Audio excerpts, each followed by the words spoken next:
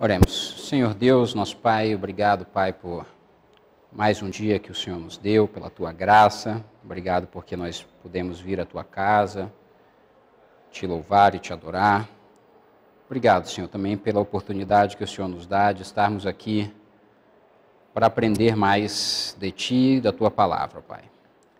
Fala aos nossos corações, ó Deus, me utiliza para isso, que nós possamos juntos aqui aprender da Tua palavra, que os nossos corações possam estar abertos, ó Deus, para entender aquilo que o Senhor mesmo preparou para nós de antemão.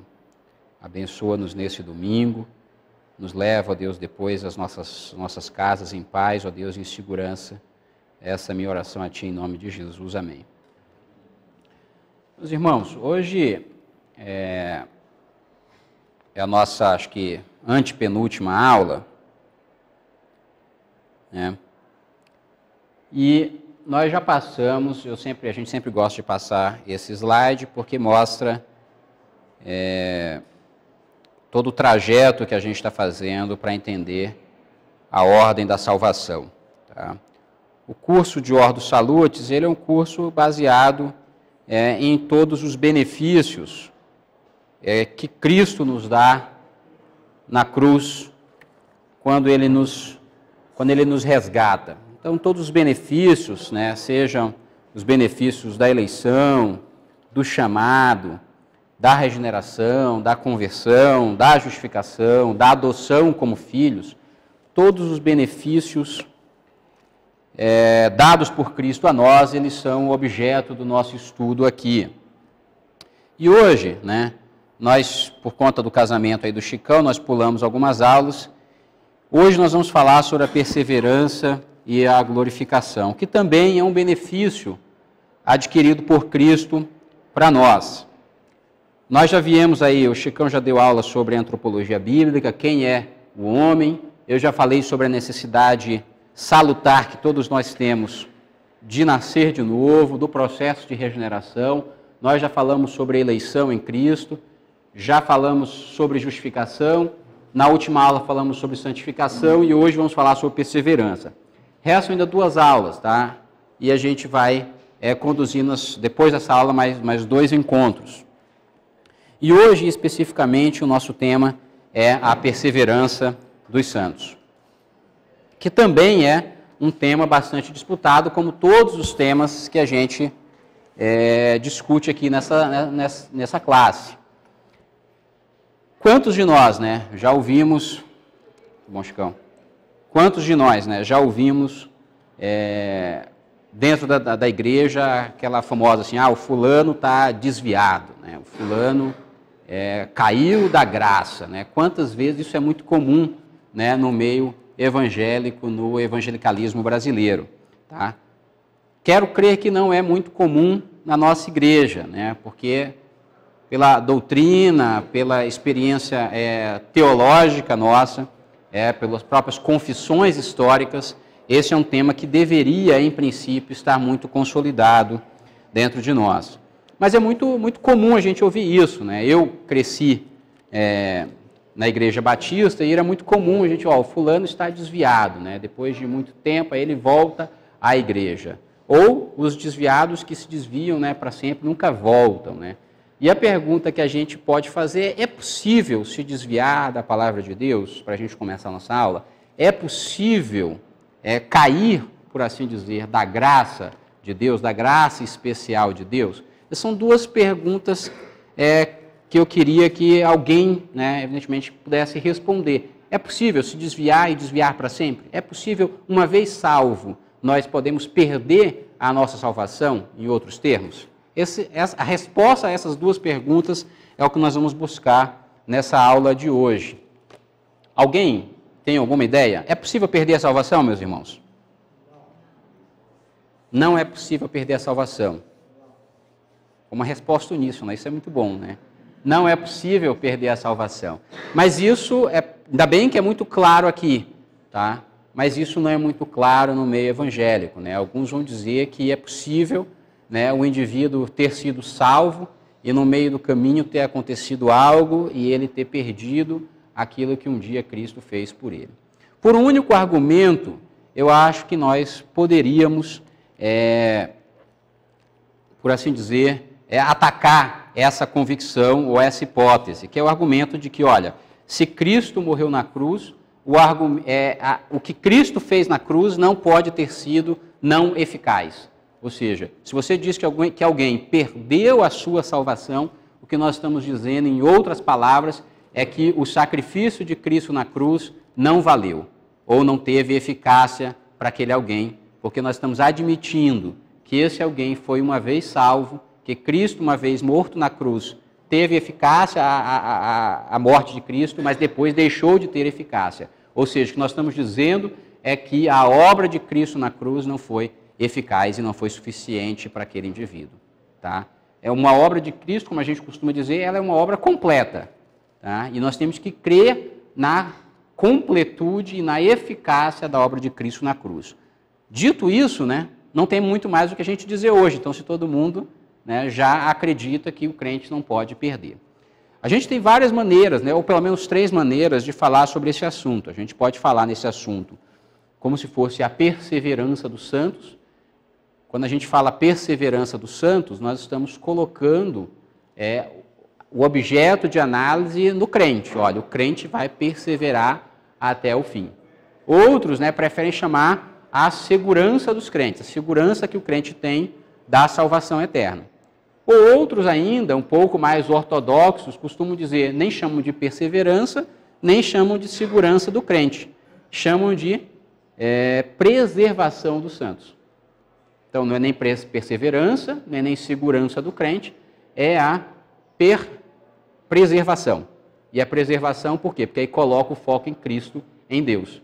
É Deus que nos preserva. Não sou eu que vou perseverar, né? A segurança não é algo abstrato, mas é Deus que vai me preservar até o fim. Isso tem muito sentido. Alguém pode abrir Lucas 8, 13? Porque também dá uma outra dimensão desse relato. Porque a Bíblia também nos mostra que é possível que uma pessoa temporariamente tenha fé, né? Que ela se alegre, né, pelo Evangelho, mas que no fim, né, Lucas 8,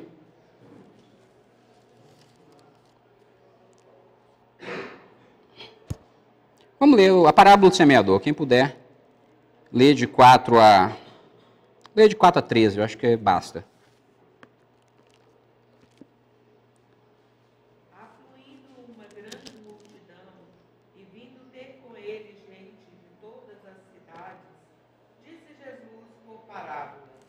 Eis que o semeador saiu a semear, e ao semear, uma parte caiu à beira do caminho. Foi pisada, e as aves do céu a comeram. Outra caiu sobre a pedra, e tendo crescido, secou por falta de umidade. Outra caiu no meio dos espinhos, e estes, ao crescerem com ela, a sufocaram. Outra, afinal, caiu em terra boa, cresceu e produziu a 100 por 1. Dizendo isto, clamou: quem tem ouvidos para ouvir, ouça. E os seus discípulos interrogaram, dizendo: que parábola é esta? Respondeu-lhe Jesus: a vós outros é dado conhecer os mistérios do reino de Deus, aos quais fala-se por parábolas, para que vendo não vejam e ouvindo não entendam. Este é o sentido da parábola. A semente é a palavra. A que caiu à beira do caminho são os que a ouviram. Vem a seguir o diabo e arrebata-lhes do coração a palavra, para não suceder que crendo sejam salvos. A que caiu sobre a pedra são os que, ouvindo a palavra, a recebem com alegria. Estes não têm raiz, creem apenas por algum tempo, e, na hora da provação, se desviam. A que caiu entre os espinhos são os que ouviram e, ao decorrer dos dias, foram sufocadas com os cuidados, as riquezas e os deleites da vida. Os seus frutos não chegam a amadurecer. a que caíram na terra boa são os que, tendo ouvido de bom e reto coração, retêm a palavra. Esses frutificam com perseverança. Isso, amém. E aqui, então, a gente tem uma possibilidade que a palavra de Deus nos dá de que caia a semente, né, a palavra de Deus sobre a pedra, né? E ela cai ali, o versículo diz 3 dias, ouvindo a palavra, a recebem com alegria. Estes não têm raiz, creem apenas por algum tempo e, na hora da provação, se desviam. Esse é um versículo propício para dizer, olha, há a possibilidade de alguém receber a palavra por algum tempo, né, com alegria, mas na hora da provação, essa pessoa se desvia, assim diz a palavra. Mas o importante a gente saber é que aí a gente precisa compreender a palavra como um todo. E aí outros versículos vão dizer, olha, mas esses nunca foram dos nossos. A palavra também diz isso. Então a gente tem essa possibilidade. A gente nunca vai perder aqueles que verdadeiramente foram salvos, eleitos por Deus. Eles podem ter a segurança, eles vão perseverar até o fim. Tá? Esses, né, Deus vai preservar até o fim. Se a gente ler Romanos 8, que é um bom texto, né, eu vou ler, os irmãos não precisam abrir, Romanos 8, 20 e 28, diz assim, Paulo, né, sabemos que todas as coisas cooperam para o bem daqueles que amam a Deus, daqueles que são chamados segundo o seu propósito, porquanto aos que de antemão conheceu, também os predestinou, para serem conformes à imagem de seu Filho, a fim de que ele seja o primogênito entre muitos irmãos, e aos que predestinou, a esses também chamou, e aos que chamou, a esses também justificou, e aos que justificou, a esses também glorificou. O que nós estamos falando de hoje, da perseverança dos santos, da preservação dos santos, da segurança do crente, ela é um corolário, ela é uma decorrência lógica, né, da doutrina da eleição.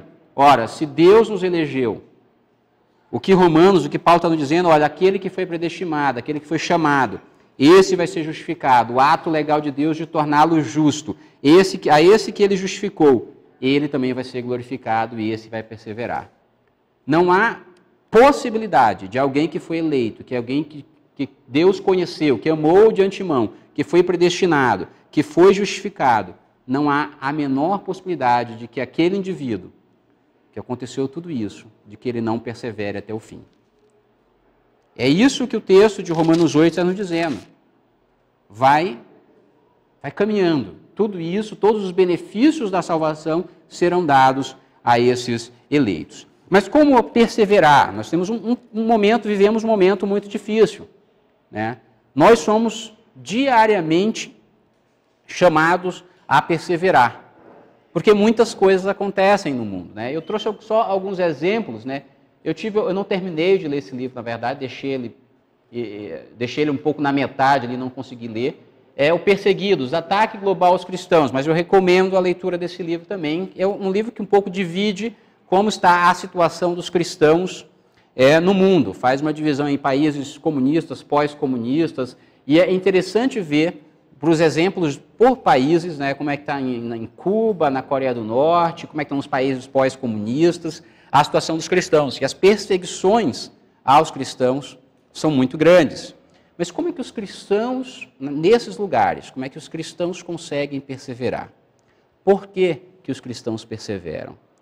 Não seria muito propício de dizer, olha, vem a primeira provação, como o texto lá de Lucas que nós lemos, da parábola do semeador. Na hora que vem a provação, você se desvia? Não, mas aqueles que foram de fato eleitos, justificados, predestinados, esses vão perseverar até o fim. E é isso que faz com que os cristãos, nessa realidade, possam perseverar até o fim. E nós, também no Brasil, somos postos à prova, às provações, somos chamados, instados a perseverar diariamente, né? Eu tenho umas notícias que são talvez de 2 ou 3 meses atrás, né? Cunha quer urgência para projeto de cristofobia, isso estava no site do Congresso em Foco, do UOL. Dia da Família causa polêmica na Itália. São algumas manchetes só de jornais que a gente pode ver diariamente, né? As coisas que têm acontecido que instam nós não só a orarmos, mas também a perseverarmos na fé. Isso tudo, os ataques, por exemplo, aos cristãos, têm acontecido no mundo inteiro, né? Você vê relatos, por exemplo, na Nigéria, você vê relatos em outros países africanos de igrejas cristãs sendo queimadas, os cristãos sendo perseguidos. No Oriente Médio, a mesma coisa. Você ouve relatos, ainda que muito obscuros, né, na Coreia do Norte, porque não há liberdade nem mesmo para falar, sobre pessoas que, porque conseguiram, de alguma forma, a Bíblia, foram mortas em praça pública para dar exemplo a outras pessoas. Isso são relatos da Coreia do Norte. Mas são vários irmãos sofrendo provações, são vários irmãos tendo que perseverar em meio às provações. Nós, levando, né, tendo por base esses relatos mais drásticos, né, somos muito privilegiados ainda por vivermos num país em que essas provações ainda estão muito, talvez, diluídas. Mas a minha percepção, eu não sei qual é a percepção dos irmãos, é que há movimentos, no fundo, não só no Congresso, na própria sociedade, com muita cautela, que tem nos feito pensar e tem feito com que nós também nos posicionemos a cada dia sobre essas questões. Recentemente, eu tive recentemente, talvez alguns meses atrás, um debate com uma pessoa que trabalha comigo, e ela falava, olha, eu sou católica, mas eu também sou espírita. Eu falei, mas como é que acontece essa relação? Ela disse, não, porque eu acredito em todas as religiões. Eu falei, interessante, então você consegue transitar por tudo. Ela disse, quando dá lá, sei lá, não sei se é 31 de dezembro, tá, eu vou na praia, dou meus 7 pulos lá na... Não tem essa história, não tem? Eu não entendo bem não, mas tem essa história. Mas aí, no domingo, assim, de vez ou outra, eu vou também para a missa, porque eu acho que todas as religiões têm algo para nos ensinar. Aí, como é que se posiciona sobre isso? Aí eu abri o texto, aquele... não sei se é Mateus ou Lucas, enfim, que fala que Abraão está no céu, e aí o mendigo... Qual é esse texto, irmãos? Faz algum tempo, não lembro. É Mateus? Eu falo, olha, não é possível. Eu estava falando para ela sobre a questão da reencarnação, etc. E ela, mas isso aí é o que você acredita, né? Eu falei, não é só porque eu acredito, porque está na Bíblia, você não é cristã, então, assim, em tese você não é católica, você não pode, você não tem que, em tese, acreditar que a Bíblia é a palavra de Deus. Ela disse, mas eu também acredito em outros livros. Então, assim, você vira, assim, eu estou falando isso porque nós somos postos também a emitir ou a dar a razão da nossa fé diariamente, né? Eu já mencionei aqui, almoçando na Vila Planalto, alguns meses atrás também com as pessoas do trabalho, e eu não tenho muita essa habilidade, que geralmente as mulheres têm, né, de ouvir a conversa da mesa do lado, da outra, e participar das mesmas conversas. Mas eu tive, por alguma razão, tinha uma mesa atrás de mim, tinham 3 mulheres conversando, e elas estavam falando sobre a eleição. Mas como é que você acredita que Deus elegeu uns para a vida eterna e outros, né, Deus condenaria? Ela falou, não, aí ela relatou aquele texto de Mateus, dizendo, não, muitos são chamados, porém poucos escolhidos, a pessoa que estava sendo posta à prova. E ela falou assim, não, mas vamos fazer o seguinte, esquece o que a Bíblia está dizendo e fala o que você acha. Olha só, assim, exclui a palavra de Deus, mas assim, o que você acha? Deus seria justo por isso? E nós somos postos à prova, diariamente, nós somos provados, mas nós temos que perseverar até o fim. Alguém já falou, mas vocês não têm amor pelos homossexuais. E aí uma das coisas que eu falo é o seguinte, olha, o amor cristão, ele é para com as pessoas, não necessariamente para com o discurso, para o que elas fazem. Ninguém vai amar o pecado. Tá? O homossexualismo é um pecado, assim como o adultério também é um pecado. Nós temos que aprender a lidar com os nossos pecados. Pela graça de Deus, nós vamos vencer os nossos pecados. Mas vocês não amam os homossexuais, etc. Ou seja, nós somos provados a cada dia, nós somos instados pela palavra de Deus a perseverar até o fim. Então eu recomendo a leitura desse livro, que é muito mais, não só a leitura desse livro, né? Eu acho que eu tenho aqui também um mapa da classificação da perseguição religiosa. Esse mapa é desse ano, de 2015, que está bem ruim para vocês verem, né? Isso aqui vocês conseguem no site da Missão Portas Abertas, né? Que trata um pouco, na verdade trata apenas disso, da perseguição religiosa dos cristãos ao redor do mundo. Muito já tem se falado, né? Isso é bem interessante, meus irmãos, porque é muito comum, para vocês verem como isso é muito perverso, é muito comum a gente ouvir hoje que o povo mais perseguido da face da terra são os islâmicos, são os muçulmanos, né?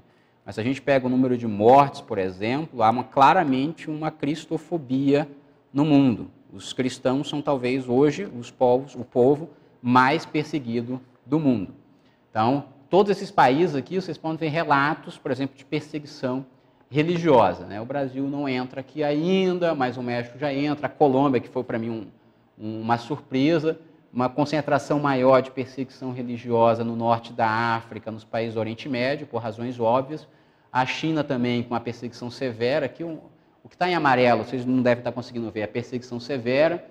Essa cor, nem eu acho que é marrom, perseguição moderada, lilás, perseguição extrema, e perseguição absoluta é o que está aí em vermelho.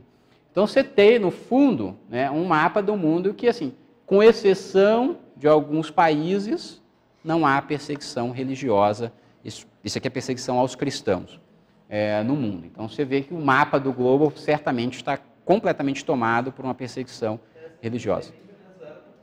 Nem Venezuela, nem Cuba, talvez porque não tem dados. Tem esse problema também, que aqui é capacidade de ter dados, mas eles têm de Cuba, da Coreia do Norte, por exemplo. Eu não sei a metodologia que eles usam para fazer. Tá? Eu acho que aqui, Somália e Coreia do Norte, se não me engano, está aqui. Iraque também.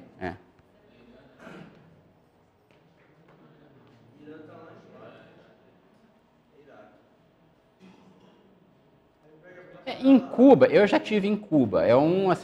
A perseguição, ela não me aparentou ser, pelo menos do que eu já tive lá algumas vezes. Não é muito o Estado, não promove a perseguição por assim. Promove uma perseguição velada, talvez para abertura de igrejas, etc. e tal. Às vezes o próprio Papa está lá agora, né? Eu vi até templos católicos lá, mas eu não percebia essa perseguição dessa maneira. Talvez já tenha sido maior do que é agora. Mas me espantou o México, me espantou a Colômbia nessa lista. Eu também não sei como eles chegaram a esses dados. 1040, né? Ainda existe isso, assim. Faz tempo que eu não ouço a janela 1040, né? Que era o foco de...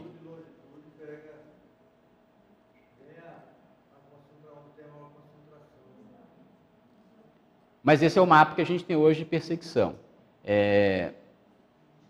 Além daquele livro do Ataque Global aos Cristãos, do Perseguidos, que é do Paul Marshall, existe um livrinho que você consegue na internet, que é do começo do século, na verdade, fala a história do Sadhu Sundar Singh. Eu sempre recomendo esse livro, O Apóstolo dos Pés Sangrentos.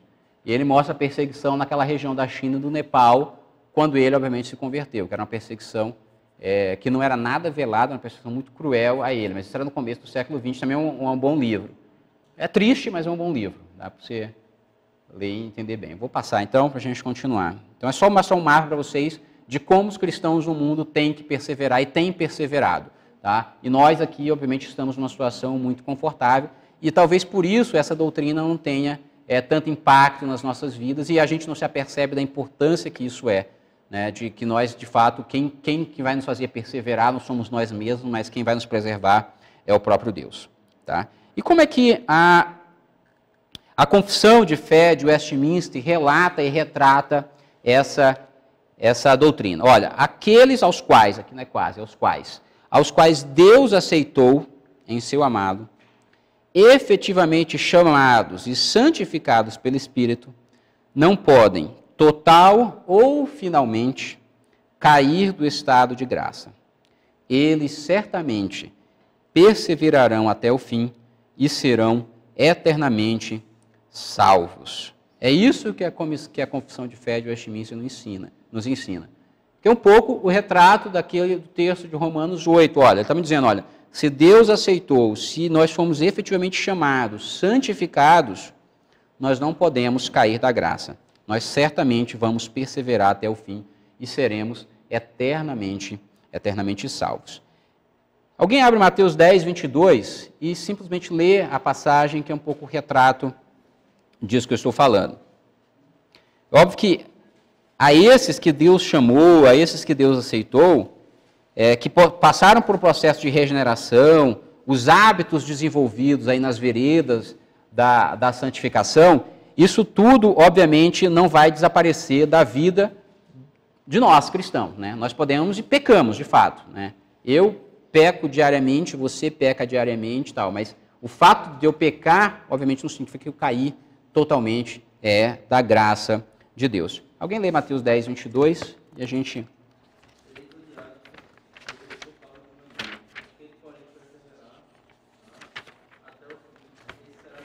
Aquele, porém, que perseverar até o fim será salvo. Como é que a gente pode dar fundamentos bíblicos a essa doutrina? Então eu vou passar aqui por três textos que eu considero textos importantes para sedimentar em nosso coração e na nossa cabeça os fundamentos da segurança, porque que, como eu, como você, podemos um dia, se formos chamados a justificar isso, como é que nós podemos ter certeza de que nós seremos de fato salvos eternamente. Alguém abre João 10 e lê de 10, 27 a 29. É uma primeira característica, é o primeiro relato, né, que eu acho que atesta essa doutrina da perseverança dos santos. João 10, 27 a 29.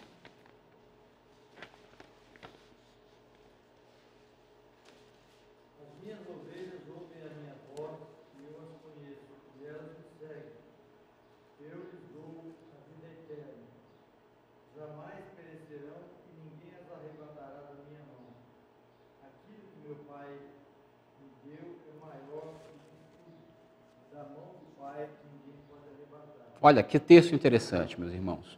Tem duas coisas nesse texto que eu poderia resumir em uma expressão. A nossa salvação, nós temos uma segurança dupla na nossa salvação. Se os irmãos prestarem atenção, no versículo 28, Jesus está dizendo, ninguém as arrebatará da minha mão.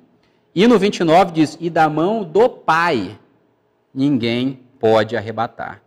Nós somos duplamente seguros da nossa salvação. É óbvio que eu estou falando duplamente no sentido de que tem duas pessoas, estou falando da Trindade, mas estou falando de Deus Pai e Deus Filho. Mas olha, Jesus disse, olha, ninguém pode arrebatar da minha mão. E Jesus mesmo está dizendo, olha, das mãos do Pai também ninguém tira. Ou seja, se você não acredita muito em Jesus, Deus não vai tirar. Não acredita em um nem outro, né? Primeiro que você não seria salvo, né, desse jeito. Mas enfim, é duplamente segura a sua salvação. Irmã, do penhor. Então, há uma garantia bíblica de que aquele que foi chamado, predestinado, que foi justificado, esse vai perseverar até o fim. Das mãos nem do Pai, nem do Filho, nós seremos arrebatados, nós seremos tirados. Esse é um texto que deve trazer, em princípio, pelo menos em mim, traz uma completa segurança em nós, e um conforto muito grande nos nossos corações. Você não está com o microfone, ninguém vai ouvir. Hoje a gente tem que ser politicamente correto, está ficando difícil até respirar, né? Está determinada, falaram para aquele ser, né, masculino. Olha, masculino assim, genericamente falando. Vai ver se o limpador do para-brisa está funcionando. Aí você fala, agora está, agora não. Agora está, agora não. Então, eu sempre, quando solto esse tema, eu penso nesse versículo que Jesus falou aqui, da minha mão, né? Da minha mão. Então, assim, essas pessoas que pedem salvação, Jesus fica assim, agora salva, agora não salva. É isso aí. Mas aqui a beleza, ao meu ponto de vista, é essa segurança dupla. A palavra de Deus está dizendo, olha, da mão do Pai, nem do Filho, ninguém vai arrebatar.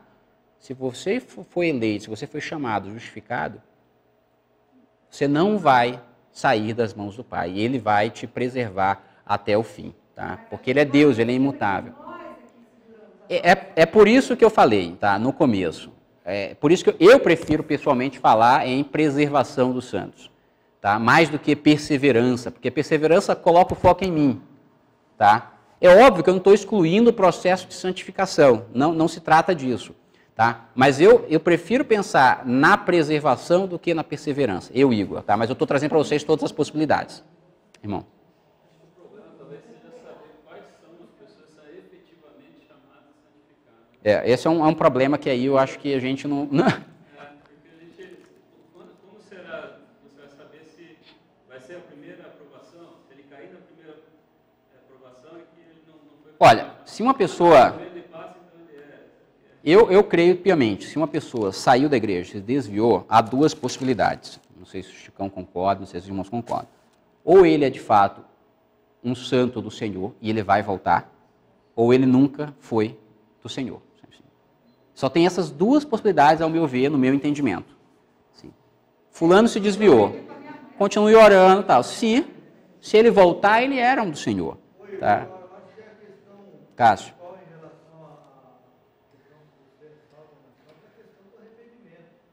Que era a segunda aula, né? O arrependimento. Você é salvo, você pecou, você reconhece que você Isso. pede perdão. Entendeu? Nós somos pecadores ainda, nós estamos ainda nessa situação. Mas é possível, a gente continua pecando, né? Não estou dizendo que a gente não vai pecar, não é esse o meu ponto. O arrependimento, a volta, a busca do perdão, isso é que tem que ser, que o cristão tem que reconhecer. Falar, eu erro, sim, eu sou perfeito. Mas lá em 1 João, né, fala, se confessar o pecado, ele é tudo, estamos perdoados do pecado, né? Então, nós temos que saber disso. Temos que estar constantemente em oração para não pecar. Agora, se pecar, perdão. Não, concordo com você. O meu ponto nem é esse especificamente, embora eu entenda isso e concorde com isso. Meu ponto é o debate sobre perder salvação ou não. Né? Esse ponto de que nós vamos pecar, efetivamente, eu não preciso ir muito longe. É a minha vida, é a sua vida. Tá? Isso não é o ponto. Irmã. Existe uma complexidade muito grande na nossa mente, mas na mente de Deus é muito simples. Ele entregou o Filho dele para nos levar no corpo dele a morrer para o mundo. Então, vamos raciocinar na simplicidade de Deus. Você pega um porco, mata o porco, pega a carne dele, prepara todinha e transforma numa linguiça. Agora você pega a linguiça e tenta transformar ela num porco de novo. Morreu, acabou. Se está morto, agora vive para Deus. A pessoa acha, ela se convence que ela creu naquilo e que ela agora é um cristão. Mas é como vem a palavra e aponta. Aí vem as dificuldades. Não, agora eu estou fora. Agora eu estou fora porque eu não dou conta disso. Então não morreu. A experiência não foi real. Se houve uma experiência de fato... Foi a alegria temporária. Aqui o texto caiu na pedra, a semente caiu na pedra. Morreu o porco, virou linguiça, acabou. Porque depois você querer transformar a linguiça no porco de novo, não tem mais jeito. Pois não.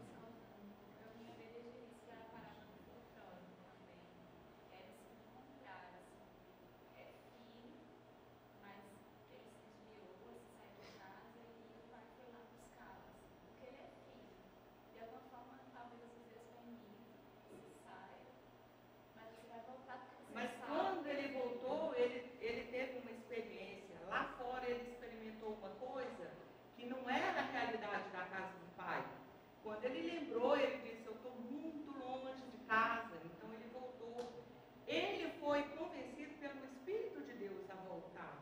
Não ele quis voltar. O Espírito de Deus o convenceu para que isso acontecesse. Porque nós mesmos não temos capacidade de fazer isso. Tem um texto de Paulo que diz que a gente não pode crucificar Deus duas vezes, não é isso? Não faz muito sentido. Eu acho que essas duas coisas elas não são desconexas e nem vão um caminho para um lado e outro para o outro, não. Acho que as duas coisas são, a gente está falando do mesmo objeto aqui. No caso do filho pródigo, ele de fato saiu, ele, por assim dizer, se desviou, né? Mas ele retornou à casa do pai. Era aquilo que eu falava, vou ter duas opções. Ou você por um tempo fica fora de fato, mas você volta porque você era filho, ou se você não volta, você nunca foi filho. Essas são as únicas opções que eu consigo, na minha mente finita, entender. Tá? E de acordo com a palavra. Então, a gente leu o texto de João 10 e já chegamos à conclusão de que nós temos uma segurança dupla, tanto das mãos do pai quanto do filho. Vamos ler agora Romanos 11, 29, que nos dá outra característica que nos ajuda a interpretar, a introjetar isso nas nossas cabeças. Romanos 11, 29.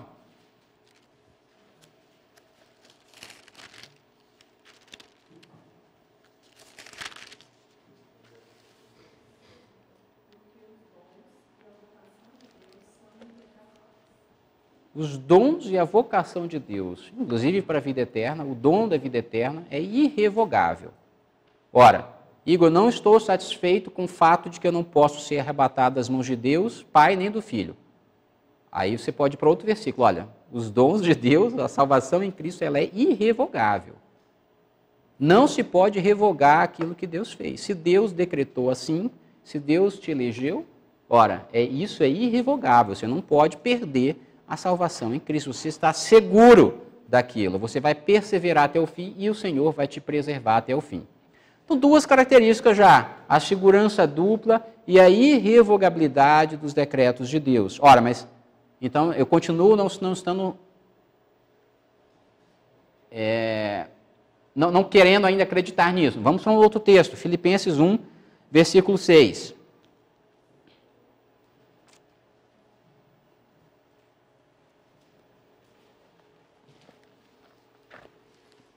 Filipenses 1, 6 diz: estou plenamente certo de que aquele que começou boa obra em vós há de completá-la até ao dia de Cristo Jesus.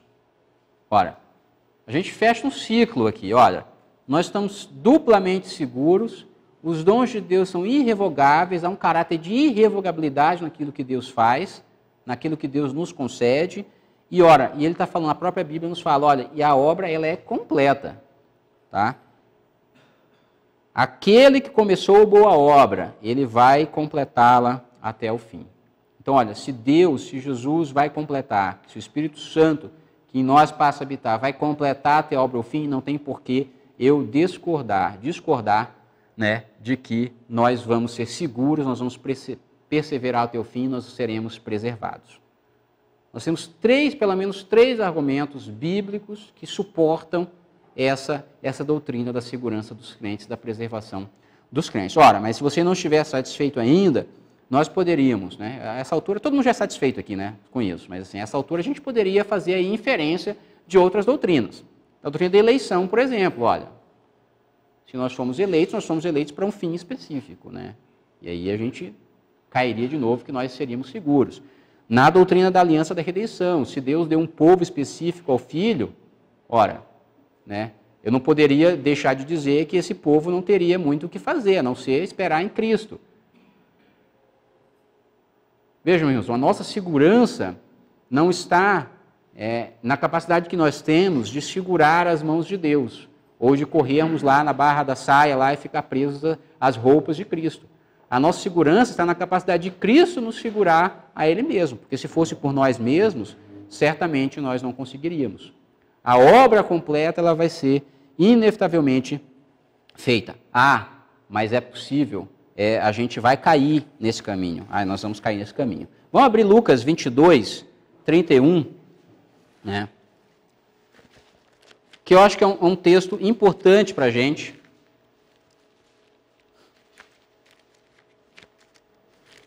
Lucas 22.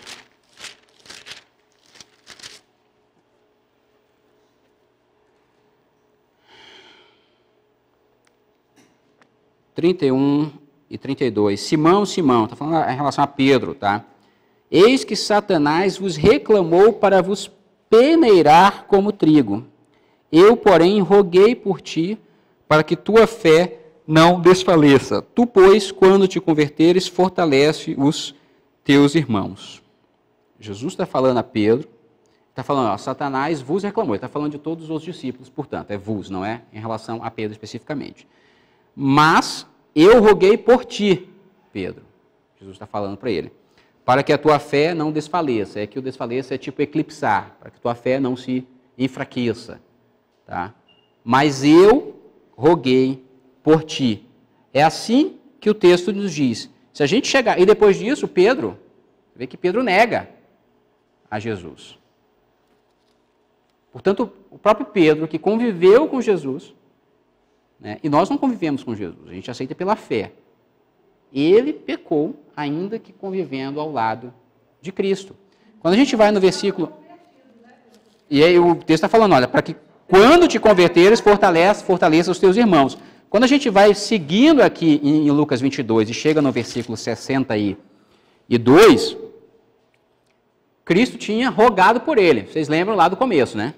E aqui já no 62, então, Pedro, depois que ele ter negado a Cristo, ele saiu dali, chorou amargamente. Tá? Isso, obviamente, depois, né? E Cristo avisou para ele, olha, Satanás vos reclamou, está falando em relação a todos os discípulos, para vos peneirar como trigo. Eu roguei por ti, Pedro. para que tua fé não desfaleça, não seja eclipsada. Esse é o sentido do texto. E lá no 62, depois de ter rogado, né, Pedro saiu dali, ele chorou amargamente. Ele reconheceu aquilo que a gente estava comentando aqui sobre o arrependimento, sobre a necessidade que a gente tem na nossa vida. Então, assim, por mais que nós convivamos com Cristo ao nosso lado diariamente, nós cairemos, nós pecaremos, tá? Mas aqui Jesus está dizendo, olha, eu estou vivendo para clamar para vocês. Esse texto, do meu ponto de vista, ele não pode ser lido sem nós lermos Hebreus 7, por exemplo, 25. Tá? Hebreus 7, 25...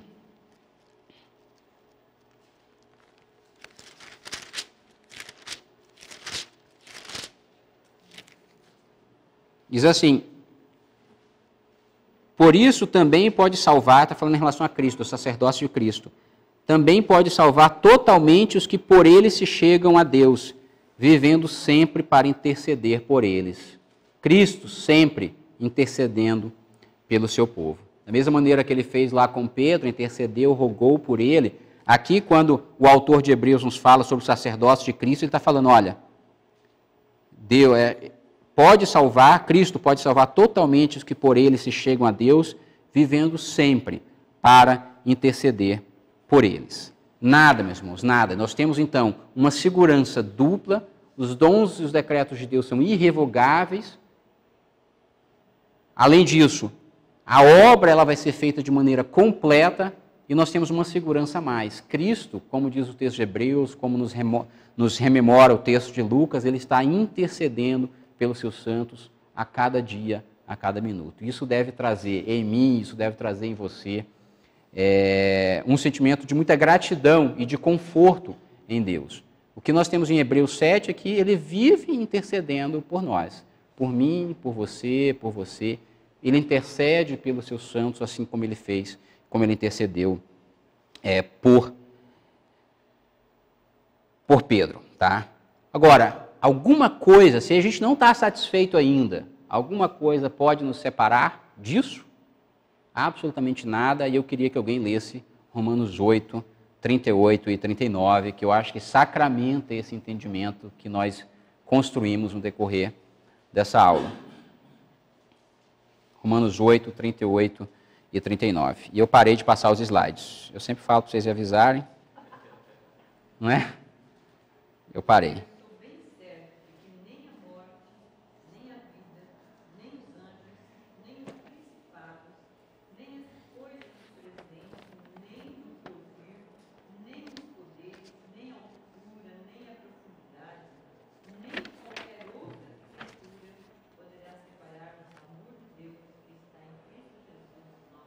Amém. Nada o que aconteça hoje na sua vida, nada o que aconteça hoje na minha, amanhã na sua vida, amanhã na minha vida, pode nos separar do amor de Cristo. Pode nos separar da comunhão de Cristo. Nós estamos seguros nas mãos do Pai, nas mãos do Filho, porque Ele, uma vez decretou, os dons dEle, as vocações dEle são irrevogáveis. Ele vai completar a boa obra em nós. E o texto de Paulo aqui em Romanos 8 está dizendo, olha, nada pode nos separar disso. Tá? Inclusive, né, essa sua natureza ainda quebrada. Inclusive o pecado que ainda insiste, na verdade, em morar com você. Inclusive por aquele pecado que você ainda insiste em manter lá, aquele pecado cativo, né, que você está um pouco ali, não quer se arrepender, etc. Nada. Né? Uma vez salvo, você de fato vai continuar salvo. Nada pode nos separar do amor de Deus. Uma passagem mais eloquente ainda, né, sobre isso, talvez seja 1 Pedro 1, de 3 a 5, que eu vou ler, né, já para a gente ir concluindo já com alguns argumentos contrários a essa doutrina. Diz assim, 1 Pedro 1, 3 a 5, Bendito Deus e Pai de nosso Senhor Jesus Cristo, que segundo a sua muita misericórdia, nos regenerou para uma viva esperança, mediante a ressurreição de Jesus Cristo dentre os mortos, para uma herança incorruptível, sem mácula, imacessível, reservada nos céus para vós outros que sois guardados pelo poder de Deus, mediante a fé, para a salvação preparada para revelar-se no último tempo. Olha, nós fomos regenerados. Lembra aquele início lá que eu falei? Nós fomos regenerados, que essa doutrina é um corolário, ela é uma decorrência né, de todo um ciclo que a gente já falou aqui sobre a salvação. Nós somos regenerados, assim diz o texto, para uma viva esperança. Nós somos guardados pelo poder de Deus mediante a fé. Portanto, nada, absolutamente nada, nem hoje, nem amanhã, nem no presente, nem no porvir, pode nos separar do amor de Cristo. Ora, Igor, a gente já viu aqui com vários e vários textos, né, que isso é de fato e de verdade uma doutrina bíblica. Mas há argumentos ainda contrários, talvez, a essa doutrina? Certamente há muitos argumentos contrários. Um dos argumentos contrários, por exemplo, é o de que essa doutrina, ela limita, ela não se harmoniza com a liberdade humana. Tá? Em que sentido? Ora, se eu sou salvo e sou seguro eternamente, se eu vou perseverar e se Cristo vai me preservar até o fim, é como se nós tivéssemos aí um waiver, uma licença para pecar eternamente também. Porque se isso de fato acontece, se nada vai me separar desse amor, eu posso viver a minha vida da maneira que eu quiser. Tá? Essa é uma objeção que faz essa doutrina. Mas a verdade, assim, eu não sei, alguém tem algum contra-argumento a isso? Assim, essa é uma objeção que se faz a essa doutrina. Mas a verdade é que a doutrina da segurança do crente, a doutrina da preservação e da perseverança, ela não pode ser posta à prova com base nisso, que nós levaríamos uma vida de imoralidade, de pecado, etc. Por quê? Porque a premissa básica é de que nós somos eleitos, justificados e estamos num processo de santificação. Se a premissa básica é essa, eu duvido que algum crente que esteja no processo de santificação, que tenha sido eleito, que tenha sido justificado, levará uma vida, né, permissiva, indolente e etc. Não é possível, essas duas coisas não se coadunam, essas duas coisas não podem se mesclar. Tá? Então, o argumento contrário à doutrina da perseverança dos santos, de que isso levaria a uma vida permissiva, indolente, de moralidade, ela não é um argumento favorável, não é um argumento possível. E não é possível exatamente pelo fato de que nós, uma vez tendo sido regenerados, é isso, nós vamos pecar. Pedro pecou, teve lá. Nós vamos continuar ainda brigando, né, com nós mesmos. Né, aquilo que quero, não faço, aquilo que... Enfim, nós vamos continuar nessa briga. Mas isso certamente nos levará a uma vida de arrependimento diário sobre os nossos pecados, e o Espírito vai nos instar a mudar e a nos arrepender. Então, meus irmãos, para terminar, eu queria ler Efésios 4:30.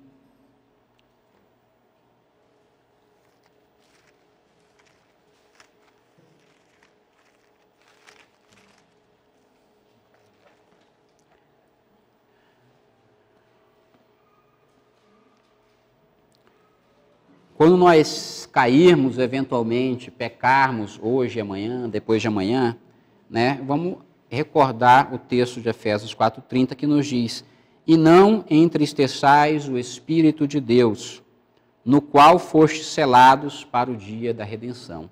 Nós somos, portanto, selados, e para uma finalidade específica, para o dia da redenção. Então, a gente procurar, nessa semana, enfim, na nossa vida diária, né, não nos entristecer, não entristecer o Espírito de Deus, porque nós somos selados para uma finalidade específica, que foi o dia da redenção. Que minhas palavras hoje, a minha oração é para que a gente entenda, de uma vez por todas, de que nós fomos selados, nós podemos estar seguros de que, se formos de fato eleitos, santificados, nós seremos eternamente salvos, porque os dons de Deus são irrevogáveis, porque a obra que foi iniciada, ela será completa, e porque não há nenhuma razão para nós acreditarmos que o que eu fiz hoje ou o que vai vir amanhã pode nos separar do amor de Cristo. Irmã. Vamos lá, pode ler. Eu acho que nos alivia, né? Já que nós somos selados, ele diz assim, e longe de vós, toda amargura e cólera, ira, gritaria, blasfêmia, vem assim, toda malícia. Antes, sede uns para com os outros benignos,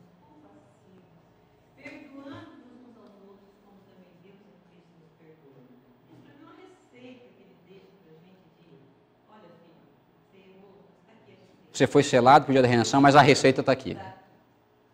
Perfeito. E o 5:1 Efésios 5:1. e 2. Vai lá. Está no segmento, né? Sede, pois, imitadores de Deus como filhos amados, e andai em amor, como Cristo vos amou e se entregou a si mesmo por nós, como oferta e sacrifício a Deus em aroma suave. Amém. Que assim seja. Mais algum comentário, meus irmãos? Hoje eu até acabei antes. Pois não, Maurício?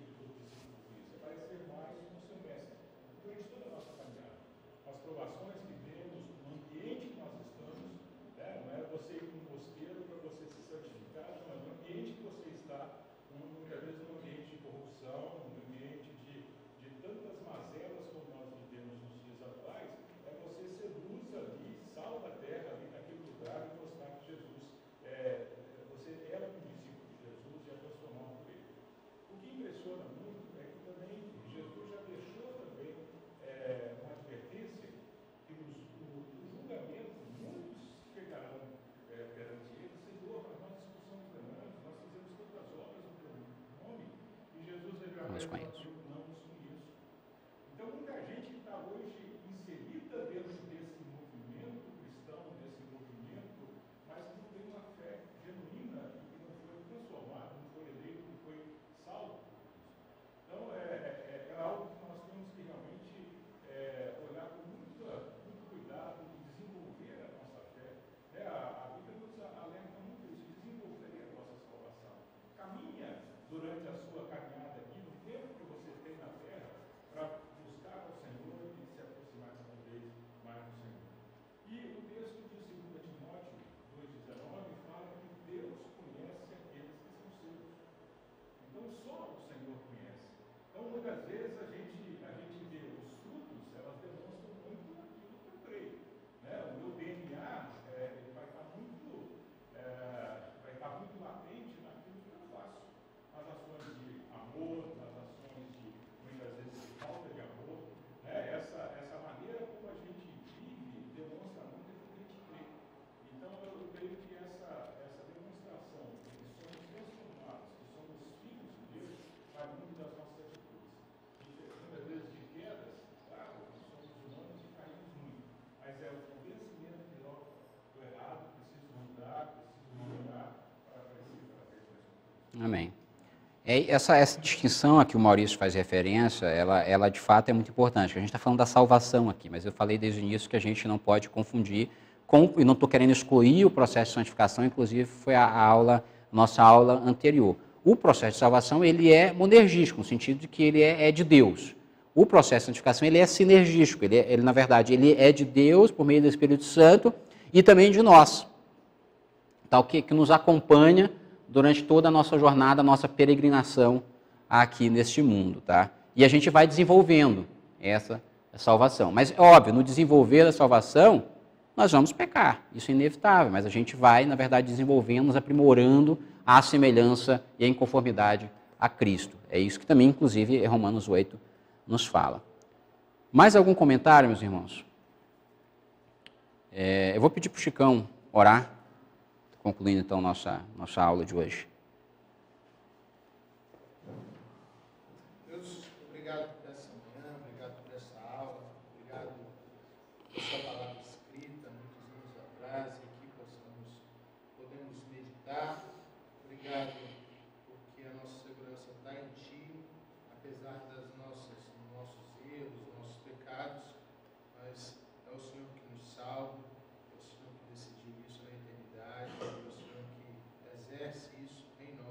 Oh, Deus. Só temos que agradecer porque não há nada que nós podemos fazer para merecer isso.